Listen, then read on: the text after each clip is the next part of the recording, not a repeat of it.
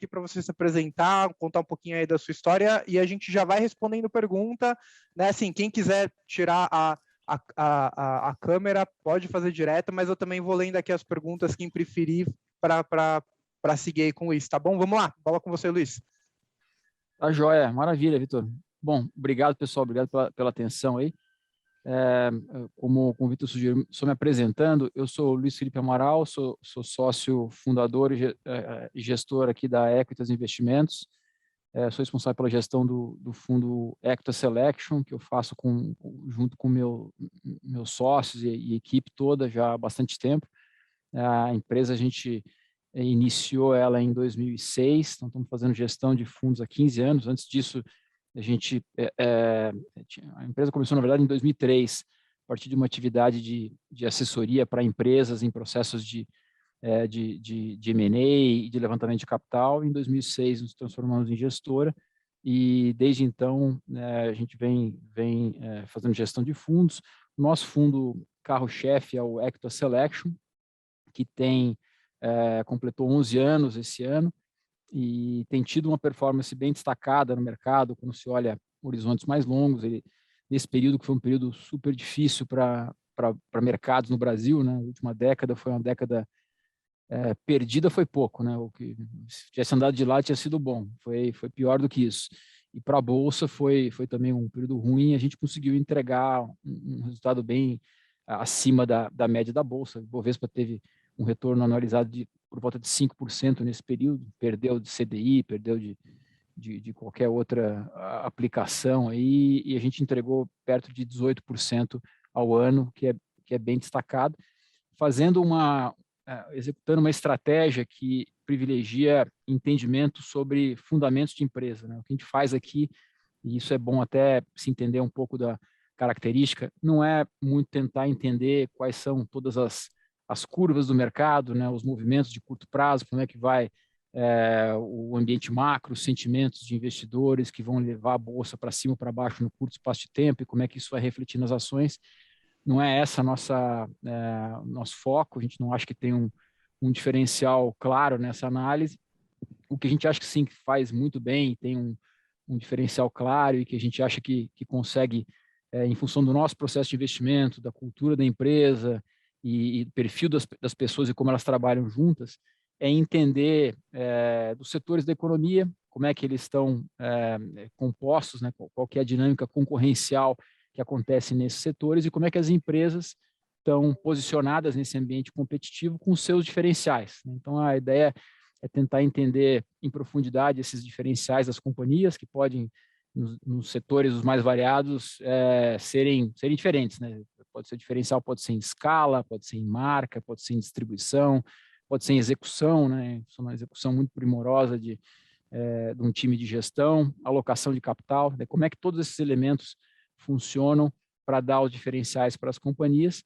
E essa não é uma atividade analítica que dá resultado de curto prazo, né? Curto prazo, o que domina a variação de preço de ação é as mudanças de humor, né? As mudanças de percepção dos investidores, mas a gente tem uma segurança grande olhando nosso histórico e não só nosso histórico dos mercados como um todo, é que em horizontes de prazos mais dilatados, né, a gente toma decisões sempre mirando um horizonte de 3 a 5 anos, né, nesse horizonte de tempo, por mais que tenha muito ruído e volatilidade no meio do caminho, nesse horizonte de tempo que prevalece de fato a capacidade dessas empresas em entregarem valor para os seus acionistas, crescerem com rentabilidade. Então, focando nisso, a gente acha que consegue trazer, né, compor retorno para os nossos investidores ao longo do tempo. O fundo é um fundo que privilegia, como eu falei, a alocação aí, olhando para o universo de possibilidades na Bolsa Brasileira, a melhor combinação risco-retorno, tentando montar um portfólio diversificado, mas que dá um peso maior para onde a gente acha que tem diferenciais nossos de análise. Então, a gente, comparando, por exemplo, com o índice Bovespa, que é muito dependente de empresas exportadoras de commodities, a gente acha que tem um diferencial muito maior no nosso lado aqui de analisar as dinâmicas dos setores domésticos da economia, né? Então, as empresas locais que têm poder de preço, né, nos mercados em que elas atuam, que conseguem, assim, compor retorno ao longo do tempo, a gente acha que consegue fazer um trabalho diferenciado de entendimento e coleta de dados, né? E aqui é gastar sola de sapato para ir atrás de enfim, dos competidores, fornecedores, ex-funcionários. Esse é o nosso trabalho do dia a dia aqui, de checagem de informações para compor essa nossa visão de fundamentos. Então, o portfólio acaba refletindo isso, tem muito mais peso de setores domésticos, né? E muitas vezes em empresas onde não são tão bem conhecidas pelo mercado. A gente conseguiu historicamente extrair retorno justamente de oportunidades que o mercado não estava enxergando tão bem no curto prazo, e assim compor um portfólio entre 20 a 30 ações com essa característica. Isso é um pouco do que a gente faz, uma apresentação rápida que acabou demorando um pouquinho mais aqui. Não sei se, Vitor, você quer conduzir para perguntas ou... Como eu falei aqui, né, pessoal, né, câmera super aberta, microfone também. A gente tem muito investidor que entrou ali em 2020, né, acabou pegando ali Covid, a gente está no ano de 2021, difícil também, e é o que a gente escuta bastante, né, parece que 2021 tá igual, talvez até pior que 2020, né. A gente sabe que está com bastante desafio aí a Bolsa Brasileira, mas a própria XP, a gente tinha ali uma expectativa de Bovespa 145, a gente mudou para 140, 135, agora a gente está em 130 mil pontos. Eu sei que você olha muito o valor de companhia, a gente não olha, né, só o curto prazo ali, mas o Ibovespa ele acaba sendo um termômetro de confiança até para o investidor ele continuar na renda variável, né, continuar ali em hedge funds. O que vocês estão enxergando para a Ibovespa agora, final de 2021? Vai realmente virar esse ciclo? Último trimestre, que é o que todo mundo fala, é aquecido. Enfim, como é que está esse seu viés nesse momento aqui para 2021, por enquanto? Então, essa previsão, e desculpe se eu decepcionar aí você ou a tua audiência, essa previsão é a previsão que, assim, ela é tão boa quanto pedir para os economistas falarem quanto vai ser o câmbio no final do ano ou daqui a um ano. Isso pedir para errar, né? Quanto vai estar o câmbio, pedir para analista político falar quem vai ganhar a eleição ano que vem, né? É mais ou menos o mesmo grau de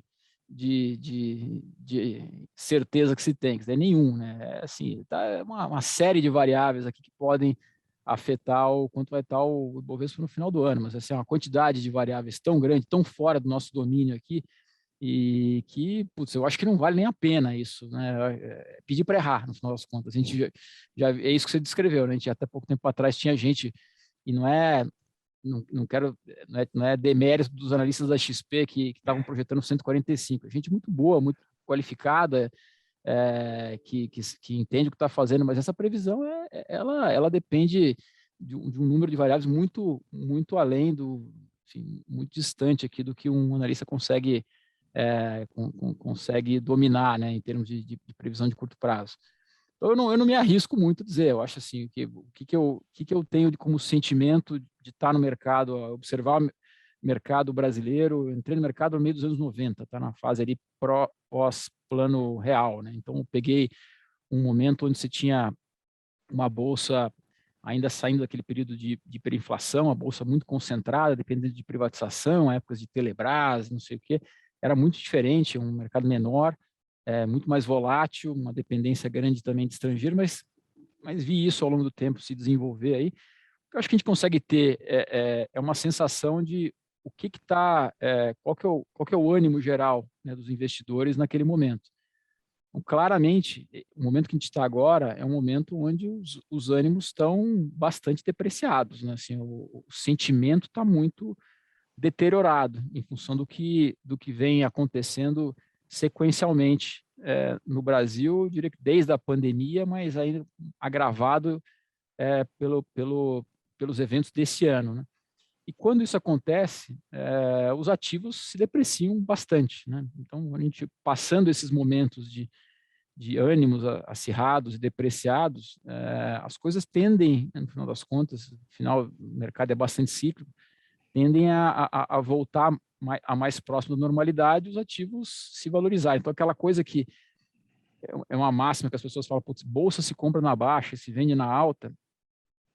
A questão é que a baixa, né, da bolsa, ela vem aliada a esses momentos de incerteza, assim, não tem um momento onde está todo mundo com uma visão positiva, a bolsa está barata, né? É uma avaliação errada, né? Se o sentimento está muito bom, aquilo está precificado.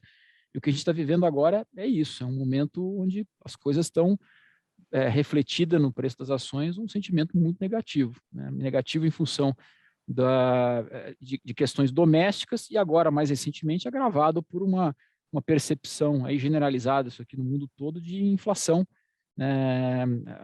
As rupturas estão acontecendo, rupturas não, os gargalos na cadeia de fornecimento de algumas indústrias acabou impactando de forma generalizada os índices de inflação.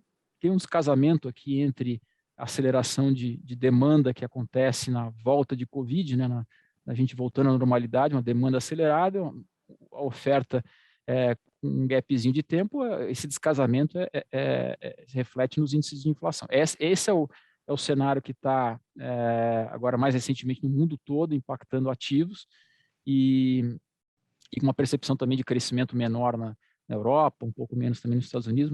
Esse é o pano de fundo agora que contaminou, eu diria que últimas 2, 3 semanas. Mas antes disso, a gente vinha de um movimento aqui meio isolado, né, de deterioração em função da questão política.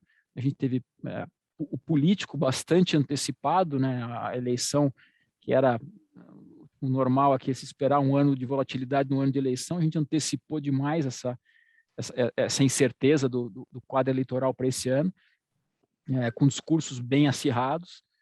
E aí, em cima disso, também uma questão de crise hídrica, com essa incerteza toda que se colocou de político, fiscal também, né, questão de precatórios, vindo ao mesmo tempo aí com necessidade de estímulo e aceleração de Bolsa Família junto com precatório. Quer dizer, se levantou aqui a hipótese de uma deterioração fiscal grande, isso em curto espaço de tempo. Esse negócio refletiu no câmbio, refletindo no câmbio, se acelera o problema inflacionário que foi uma surpresa nos últimos 2 meses, e com crise hídrica em cima, enfim. Então, uma série de coisas que acabaram acabaram se acumulando, levar para essa situação que a gente está hoje de ativos depreciados. Então, estou dando uma volta grande para não responder a tua pergunta de Ibovespa no final do ano, porque eu não vou responder mesmo. Eu só dizer que o momento que a gente está agora é um momento onde me parece muito mais provável que um cenário muito negativo está precificado, e eu vejo mais para frente a probabilidade das coisas arrefecerem um pouco em todas essas frentes, tá? Em inflação,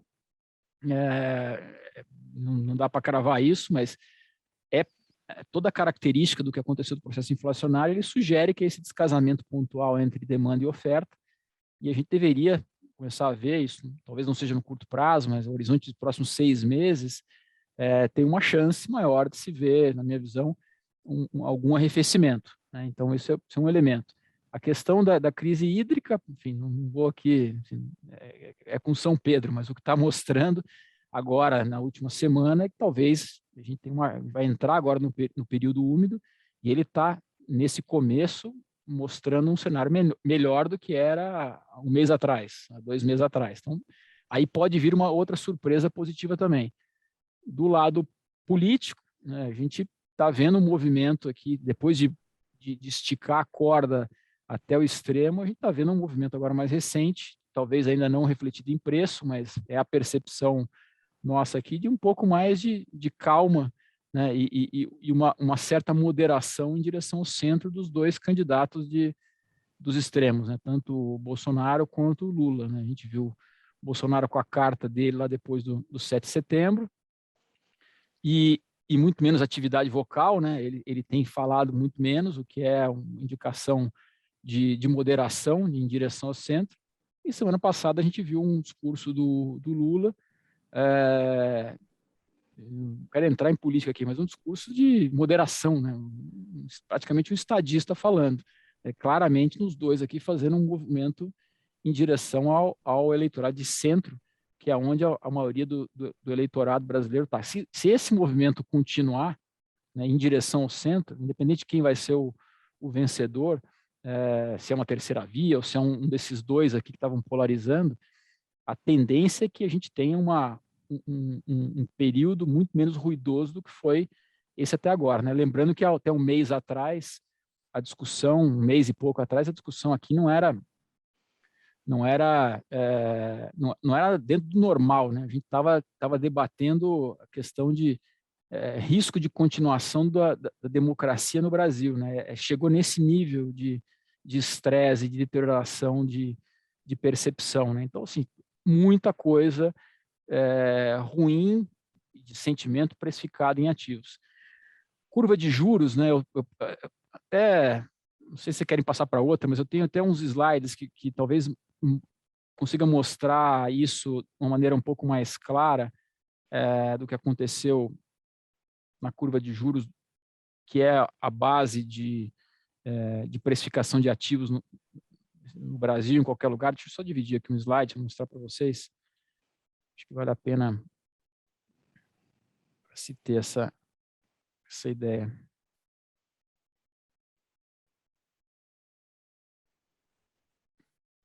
Isso aqui é um movimento que aconteceu na curva de juros do Brasil. Esse quadro da esquerda, né, isso aqui é a curva, curva DI pré, né? Essa de baixo aqui é o que estava acontecendo, é o que estava no final de junho, no começo de julho, 4 meses atrás, e essa é o que está agora, né? A gente está precificando, no final das contas, um juro de longo prazo do Brasil acima de 11, perto de 11,5%. Esse da direita aqui são as NTNBs, quer dizer, o juros real do Brasil acima de 5%. A diferença dos dois é a inflação implícita, né, que está mais ou menos hoje perto de 6,5%. O que isso aqui está dizendo, esse quadro?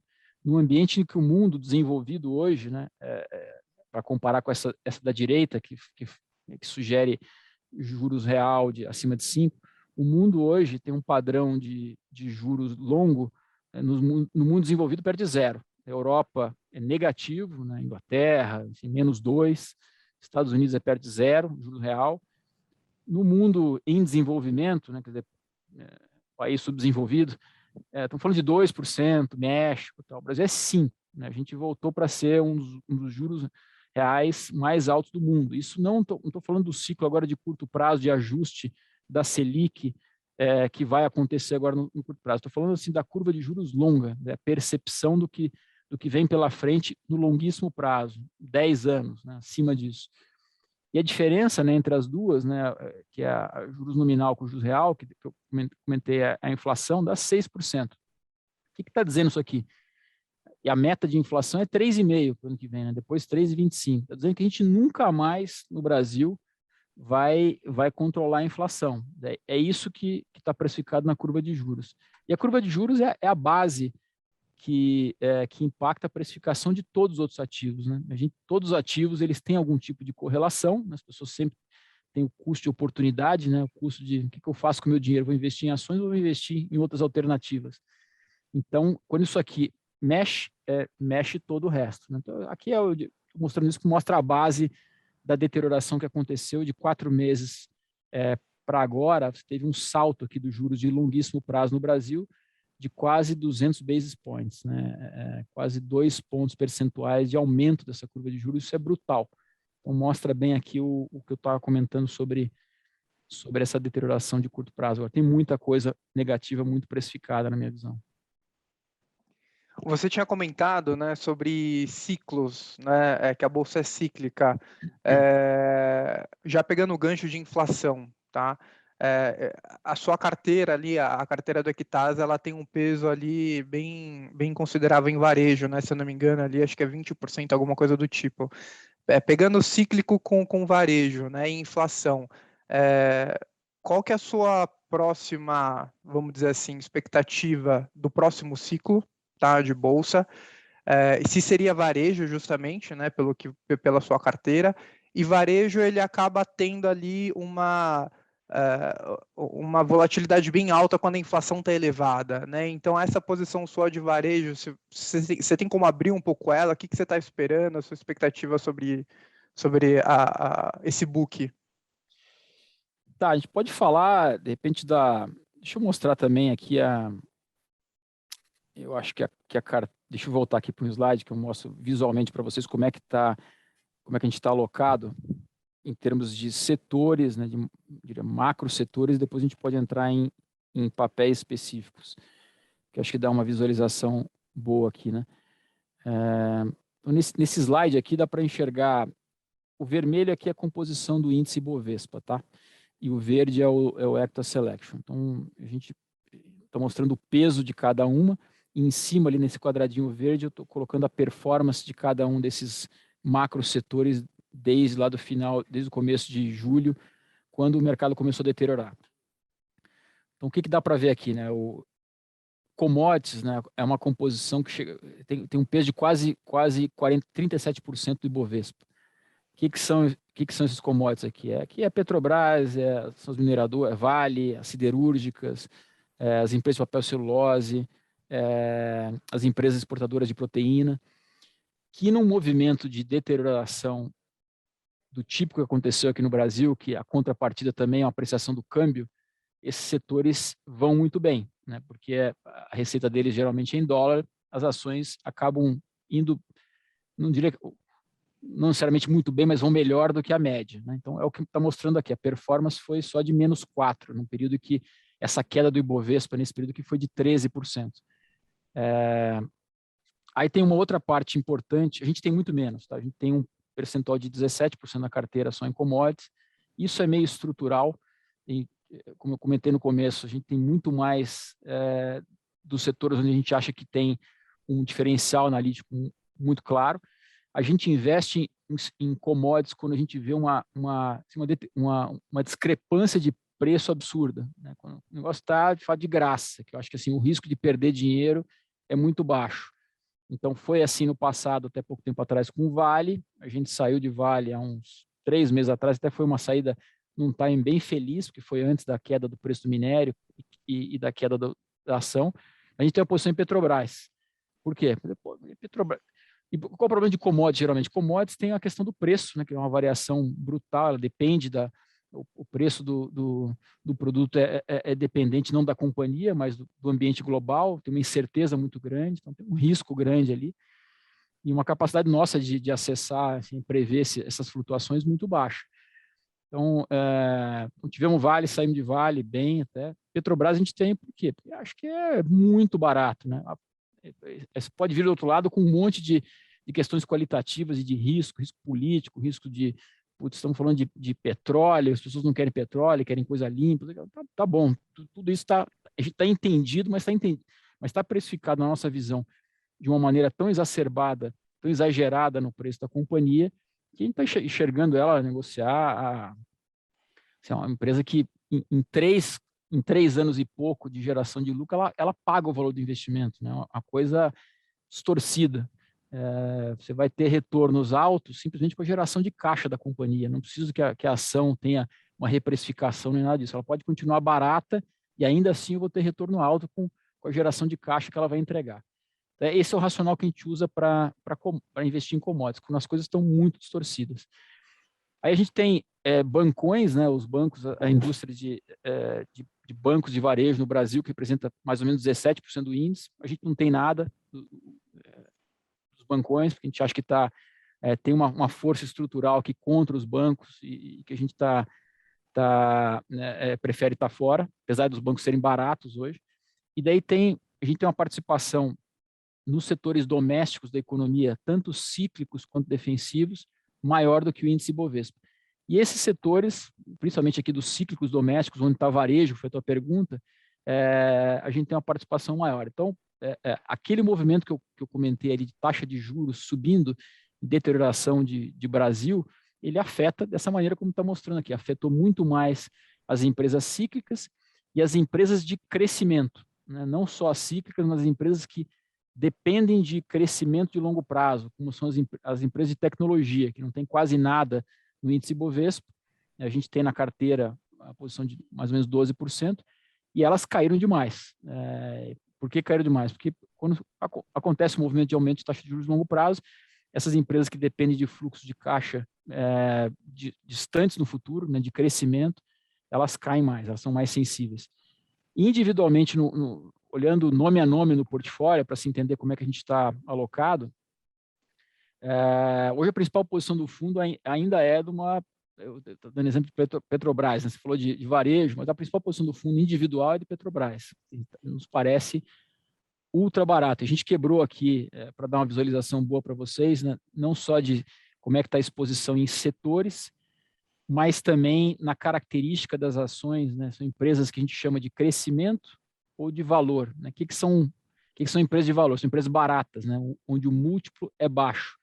Geralmente, quando você fala de um múltiplo baixo, ela tem razão para isso, né? Tem então, se pegar todas as ações aqui que são tidas como de valor, são empresas vistas como arriscadas, né? Que tem algum elemento ali de preocupação muito grande que leva essa avaliação ser baixa, né? E a gente só entra nesse tipo de ação quando a gente vê um desconto muito exagerado, né? A gente privilegia as empresas que têm um perfil de crescimento, que as coisas estão indo para o lado positivo, né?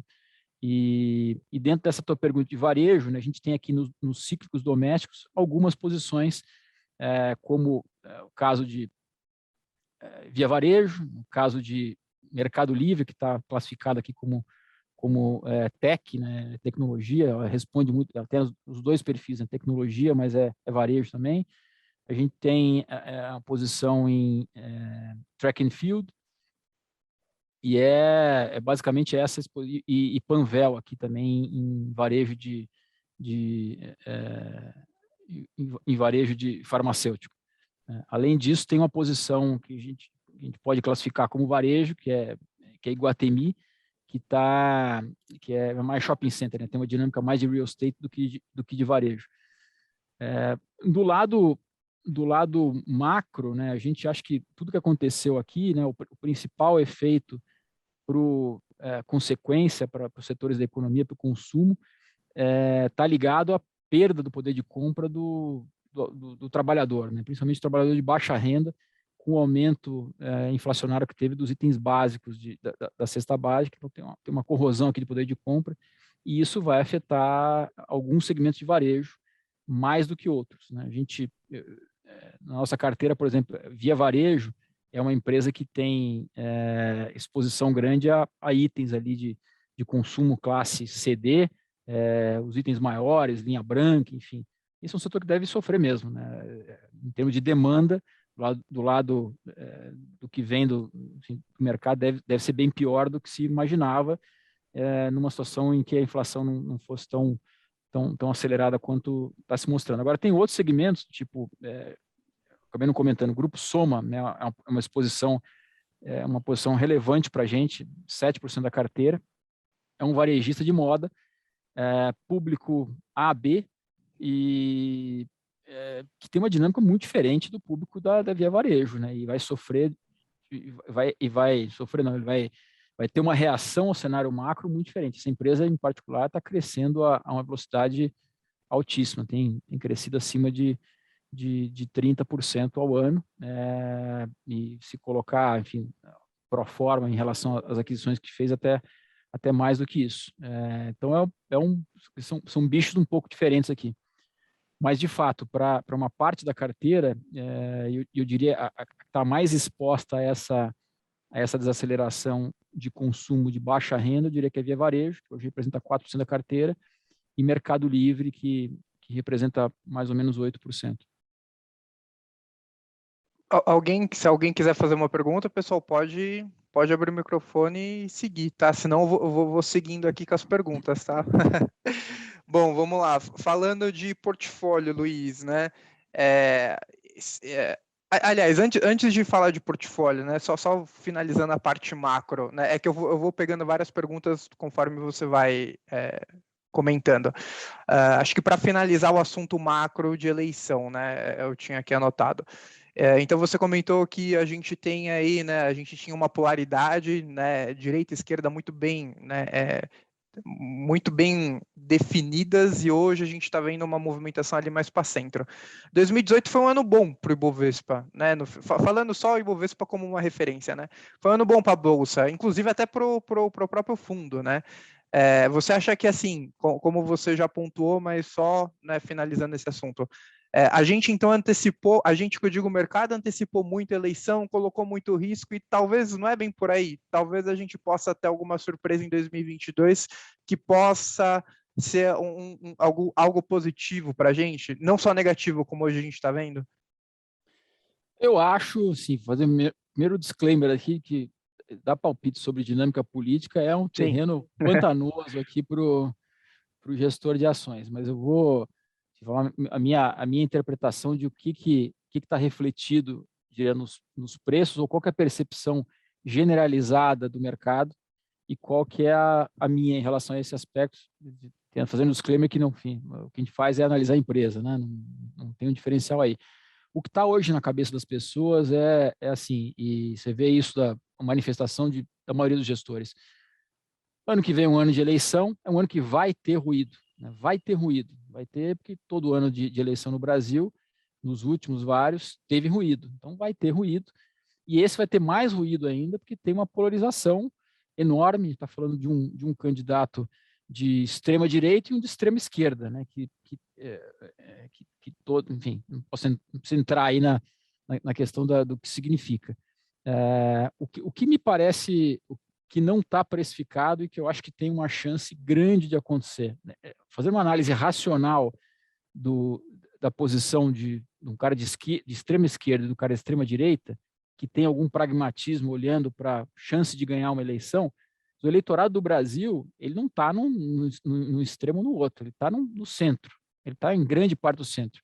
Do PT, isso aqui, se pegar aqueles vídeos, tem videozinhos que circulam no YouTube, discurso do Zé Dirceu, lá antes da primeira eleição deles, que o PT ganhou, eles tinham muito claro, ele coloca até para o pessoal, fazendo ele, Lula, mais a Busquem, a turma lá, o PT tem por volta, a gente tem aqui, o nosso campo, né, tem mais ou menos 15% do eleitorado, é a visão dele. Para a gente chegar ao poder, a gente precisa contar com o resto. E quando chegar, ele tem que tomar conta, né? Eles têm que cuidar, né, para que não saia, porque se sair, é difícil voltar, porque o público fiel talvez não seja 15, talvez tenha crescido nesse período, seja 20, um pouco mais, mas ele é minoria, né? Tanto num lado quanto no outro extremo. A grande massa do eleitorado brasileiro está no centro. Então, eles chegaram ao poder lá atrás no momento que ele conseguiu pegar um percentual maior do eleitorado de centro. Então, esse é o jogo, né? Quem consegue pegar do centro. Então, se você ficar nos extremos,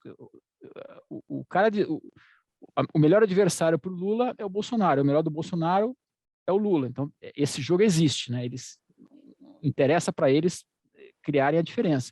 Só que lá na frente, para ganhar a eleição, um movimento que cada um deles deveria fazer para tentar ganhar do outro é tentar capturar um pouco mais do cara de centro. Quem não fizer isso e o outro fizer, o outro leva, né? Tem uma chance muito maior de levar. E se não fizer, você abre espaço ainda para um espaço maior, uma terceira via. Então, na minha visão, é um movimento lógico de se caminhar para o centro. É difícil compreender até o movimento do Bolsonaro, do ponto de vista de analisar racionalmente o que ele fez até o 7 de setembro. Era um movimento para surfar o ano que vem. O ano que vem era o ano para ter uma economia crescendo, a pandemia sendo história do passado, notícia boa, seria um ano para ter só notícia boa. E o candidato presidente ali com a caneta na mão, né, com controle de orçamento, tem uma vantagem eleitoral enorme. Era para surfar um cenário positivo. É o cara de direita que vai pegar. É difícil compreender a polarização tão extrema que ele fez ao ponto que chegou, né? Então, o racional seria migração em busca do centro. Isso é mais ou menos o que está na minha cabeça, que não acho que está precificado hoje. Talvez possa estar muito errado aqui, pode ser que a gente realmente tenha uma gritaria de um radical de direita com um radical de esquerda, mas não me parece racional esse cenário. E se a gente tiver uma discussão um pouco mais equilibrada, a tendência é que a percepção de risco caia bastante. E automaticamente o mercado gosta mais do centro, né? Então, assim, você pode ter uma tendência ao mercado ficar um pouco mais leve para 2022, né? Talvez. Assim, a economia precisa de paz, né, gente? Antes de ter qualquer os outros temas aqui, você precisa de, no mínimo de paz aqui, né? Você precisa o Lula falou isso, a gente tem que falar agora, repetir a palavra do Lula é dose, mas enfim, ele tá o que ele entende de economia é que precisa de previsibilidade, né? E segurança, né? É mais ou menos isso, né? Então, o centro é aquela coisa, o centro é isso aí, né? O centro é um pouco mais de previsibilidade, um pouco mais de calma para a economia poder funcionar, né? Para o empresário poder se planejar, para o consumidor poder assim, ser um pouco mais arrojado nas decisões de consumo versus investimento, enfim, isso tudo parte de um ambiente de calma. A hora que você não tem nem paz para nada, num ambiente tumultuado, você embaralha tudo. Falando um pouco assim, né? Agora mais um pouco da carteira, né? Você está vendo alguma, fora Mercado Livre que você comentou que tem na carteira, você está olhando alguma coisa mais para fora também? Não é o seu objetivo buscar ali alguns ativos internacionais, criptomoedas, que é uma coisa que todo mundo hoje fala, enfim, como é que está a sua cabeça sobre isso? Putz, eu tenho assim, muito forte para a gente aqui, que nosso produto é um produto que é desenhado para ser um produto de alta performance, e alta performance ele quer dizer que quando vai bem, ele vai muito bem, e a gente tem que melhor ao longo do tempo do que... E quando vai mal, ele está correndo o risco de pior do que a média, né? Então, isso é uma coisa. E como que a gente faz isso? Faz isso se expondo em coisas que a gente tem a segurança que tem diferencial de análise. Então, putz, eu tenho um time de... somos quase 30 pessoas aqui. No time de investimentos, somos 18 pessoas. Gente que faz isso há décadas, né? Eu tenho 25 anos, mais 25 anos de mercado, meus sócios têm alguns perto de 20 anos, outros perto de 13 anos, e uma equipe completa de gente, putz, que faz gente muito boa, muito qualificada, fazendo o trabalho que eu comentei aqui de estudar empresa, estudar fundamento, que a gente sabe que funciona no médio e longo prazo. Isso aqui dá resultado, não tenho dúvida disso, né? Então, putz, o que eu não quero é contaminar isso que eu entrego para o investidor, eu consigo entender, né? Eu tenho esse diferencial, vou cobrar taxa de administração e performance em cima disso, que é um diferencial enfim, de uma equipe bem formada, bem treinada, experiente no que faz. E eu contaminar isso com, pô, se eu vou fazer investimento fora do Brasil, onde eu não tenho nenhum desses diferenciais, a gente não faz, né? Eu posso até investir em empresas que são listadas fora, mas em que o seu negócio principal é Brasil ou fortemente o que a gente consiga ter um diferencial. Mercado Livre, grande parte do negócio deles, metade do negócio deles é Brasil. E o resto é aqui em torno, né? América Latina, que a gente tem uma leitura e um acompanhamento muito próximo também. Bacana. Bom, indo aqui para os finais aqui, Luiz, né? Acho que quando a gente olha uma performance aí do Equitás nos últimos 10 anos, a gente está falando de um acumulado, né, de 18, quase 20% ao ano, né? Contra o Ibovespa aí de 6%. Então, sim, né, tem uma ótima performance aí no longo prazo. Mas, assim, para só uma mensagem final, talvez, né, para aquele investidor que, como eu falei lá no início, né, do nosso bate-papo, que sabe que, poxa, sim, investimentos em ações é longo prazo, que você está comprando empresas de valor, né, que a gente não necessariamente vai comparar sempre com o Ibovespa, né, mas assim, para aquele investidor que está um pouco desconfortável, poxa, como eu falei, 2020 foi um ano difícil, 2021 também, 2022 tem eleição, e é natural a gente ficar um pouco desconfortável com isso, né? Qual seria a mensagem final que você passaria para a gente aí nesse cenário?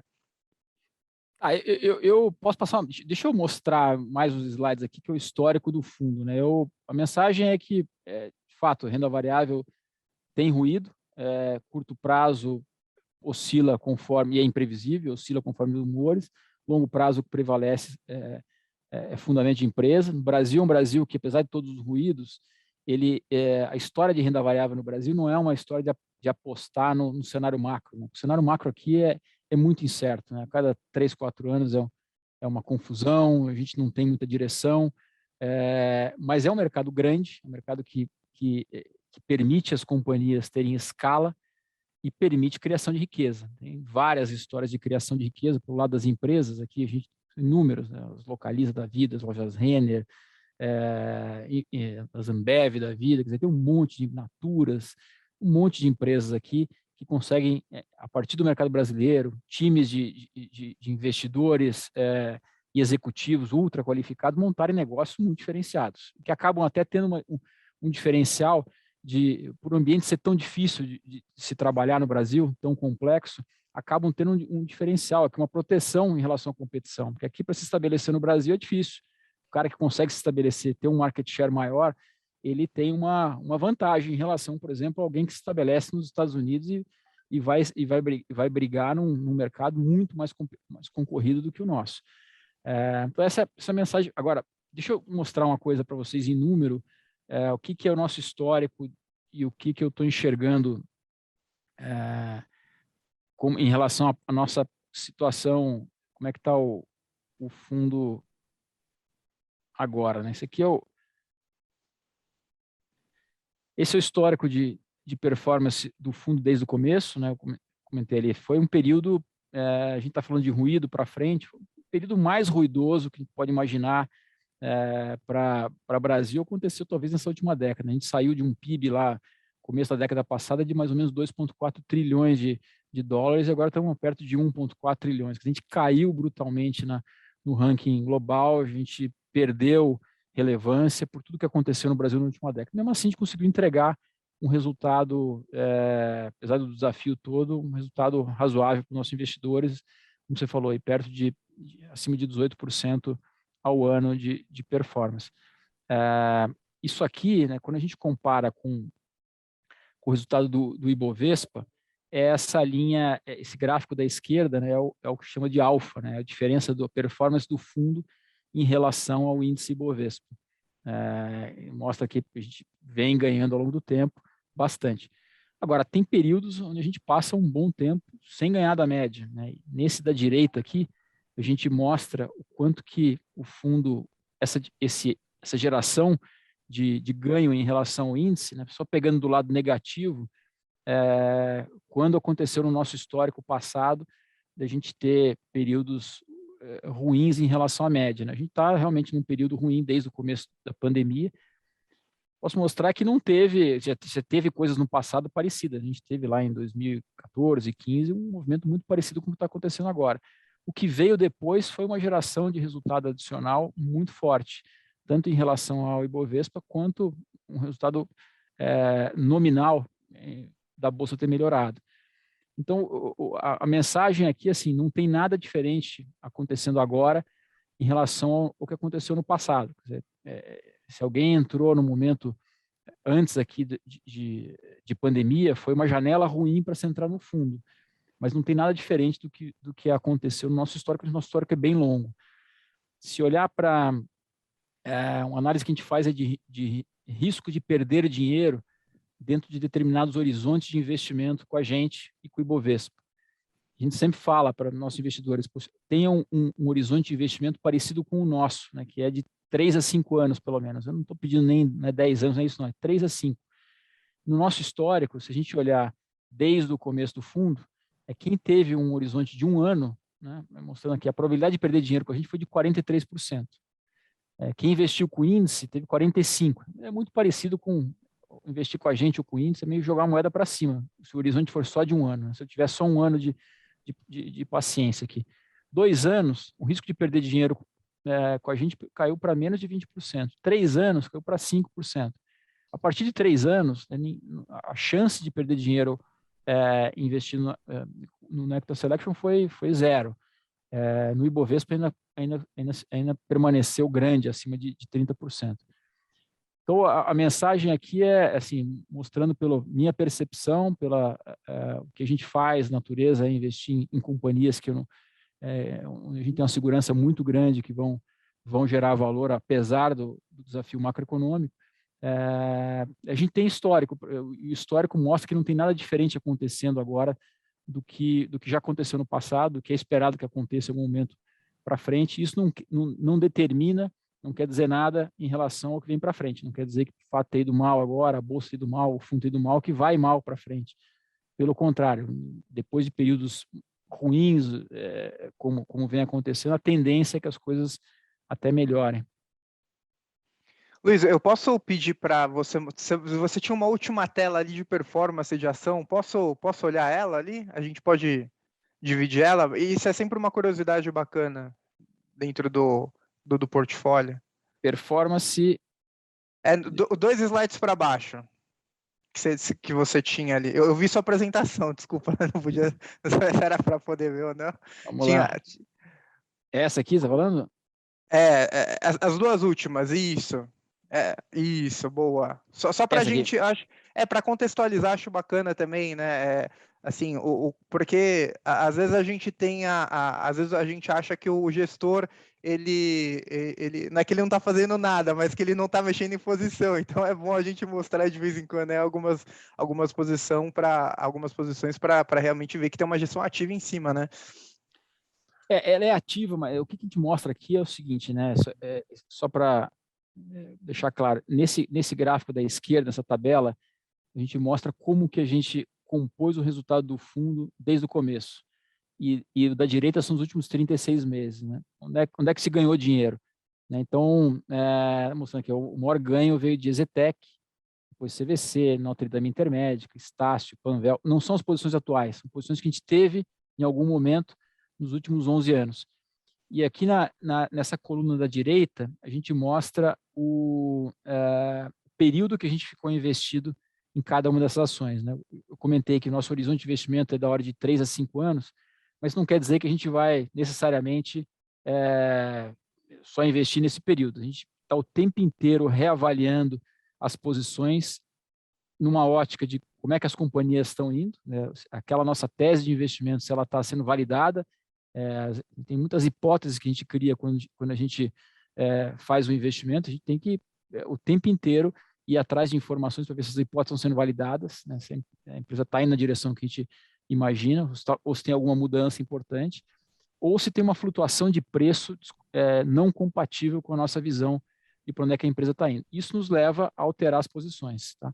Mas, na média, das principais posições do fundo, é para ver que a gente tem acima de 40 meses, foi o período que a gente ficou investido, em média, nas companhias. Tem a Ezetec, tem um exemplo da empresa que está desde o começo do fundo, está aí há 11 anos, mas tem uma série de nomes que ficaram mais tempo que isso, mas é assim que a gente vai reciclando o capital no fundo ao longo do tempo, né? Com algumas posições que ficam durante bastante tempo. Agora ficou bem claro, né? A sua posição média no fundo são 4 anos, então esse é o horizonte de tempo que a gente deveria olhar, né? O fundo, né? Isso, acho Sim. que ficou bem bacana essa informação. E por último ali das performances no slide de baixo que você estava mostrando. Isso aqui é meio indelicado, tá? Não, então não precisa mostrar, não. Então vamos tirar. Então, tá bom. Vamos tirar, sem problema. Bom, já deu aqui nosso horário. Bom, se alguém tem mais alguma pergunta para o Luiz, como eu falei, poxa, assim, estão-se à vontade. O Luiz é um dos gestores assim mais assim, acho que abertos da XP. A gente manda uma mensagem, Luiz, vamos bater um bate-papo, explicar para os investidores como é que está a posição do fundo. Ele sempre está disponível para fazer essas conversas e no mercado não é tão fácil você encontrar um gestor tão acessível como ele. Então, poxa, isso é um ponto super positivo, né? Que a gente, né, tem essa liberdade. Se alguém não tiver mais, então, nada aqui, vou agradecer ao Luiz, a todos os participantes. Obrigado pelo tempo de vocês.